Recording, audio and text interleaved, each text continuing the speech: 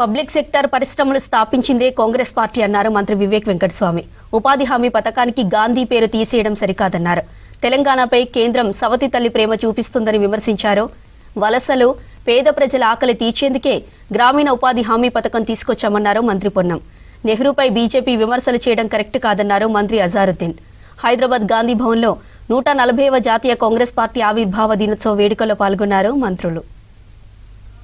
100 రోజులు ఉపాధి నిజంగా మారుమూరు గ్రామాలలో మనం ఈ రోజు వెళ్ళినప్పుడు అందరూ కూడా ఇది అంటారు, సార్ మేము ఈ రోజు కూలికి పోవాలి, తొందరగా మాతో ఏమని ఉంటే మాట్లాడి వెళ్ళమని. అంటే ఇంత చక్కటి కార్యక్రమం కాంగ్రెస్ పార్టీ ఏదైతే ప్రారంభించిందో మహాత్మా గాంధీ గారి పేరు మీద. ఎందుకంటే మహాత్మా గాంధీ గారు మన దేశ ఫాదర్ ఆఫ్ ద నేషన్, ఈ దేశం మహాభావనుడు. అంటే ఇలాంటి వ్యక్తి పేరు తీసేసి ఈ మహాత్మా గాంధీ మన్రేగా కార్యక్రమం ఏదైతే ప్రత్యేకంగా ఎస్సీ ఎస్టీ బీసీ వ్యక్తులకు ఉపయోగపడుతుందో ఈ కుట్రతోని ఈ మన్రేగా స్కీమ్ ని తొలగించడానికి ప్రయత్నం చేస్తుంది బీజేపీ ప్రభుత్వం. కేంద్ర ప్రభుత్వంకి ఈ మన్రేగా స్కీము ఏదైతే SC ST BC weaker sections కి ఎవరైతే బీద ప్రజలు ఉన్నారో వాళ్ళకి ఉపయోగపడుతుందో వాళ్ళని తొలగించడానికి ఈ 40% రాష్ట్రాలు కాంట్రిబ్యూట్ చేయమని చెప్పినారు. మేమందరం కూడా దీన్ని తీవ్రంగా ఖండిస్తున్నాము. రాష్ట్ర వ్యాప్తంగా మా టీపీసీసీ ప్రెసిడెంట్ గారు ఆదేశాల ప్రకారంగా 5వ జనవరి నుంచి అన్ని గ్రామాలలో ఈ నిరసన తెలిపి కేంద్రం పైన ఒత్తిడి తీసుకొచ్చి ఇంతకుముందు ఏదైతే మహాత్మా గాంధీ మన్రేగా కార్యక్రమం ఉండేనో అది కొనసాగాలి విత్ 90% సెంట్రల్ కాంట్రిబ్యూషన్ అని చెప్పి టీపీసీసీ ప్రెసిడెంట్ గారు ఆదేశాలు ఇవ్వడం జరిగింది.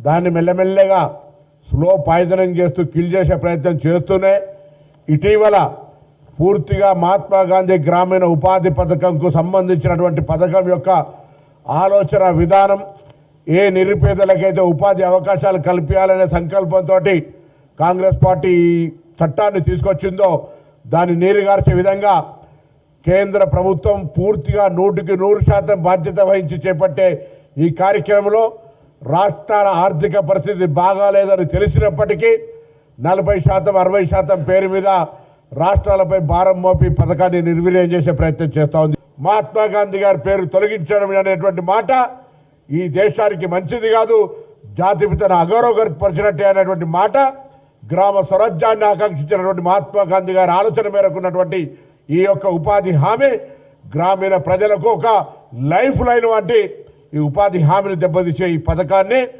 యథావిధిగా కొనసాగించి 10 దినాలు పెంచి మహాత్మా గాంధీ గారి పేరు కంటిన్యూ చేయాలని మొదటి గ్రామ సభలో మొదటి తీర్మానంగా చేసి కేంద్ర ప్రభుత్వానికి పంపమని ఇటు మొత్తంగా ఎన్నికైనటువంటి గ్రామ సర్పంచులను అదేవిధంగా ఆ కోఆర్డినేషన్ చేసేటువంటి అధికారులు కూడా ఈ సందర్భంగా విజ్ఞప్తి చేస్తా ఉన్నాం.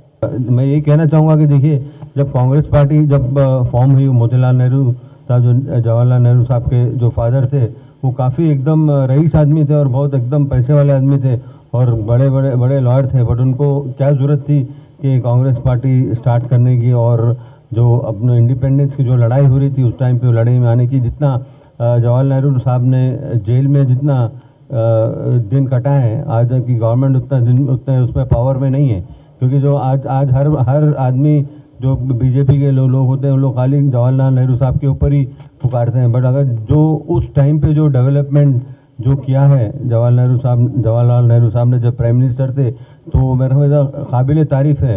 अगर वो आज रहते तो आज कहीं कंट्री अलग दूसरी जगह होती थी, क्योंकि आज ज़्यादा उस टाइम पे तो जब भी हमको इंडिपेंडेंस मिला था उस टाइम उतने फंड्स भी ज़्यादा उतना नहीं थे.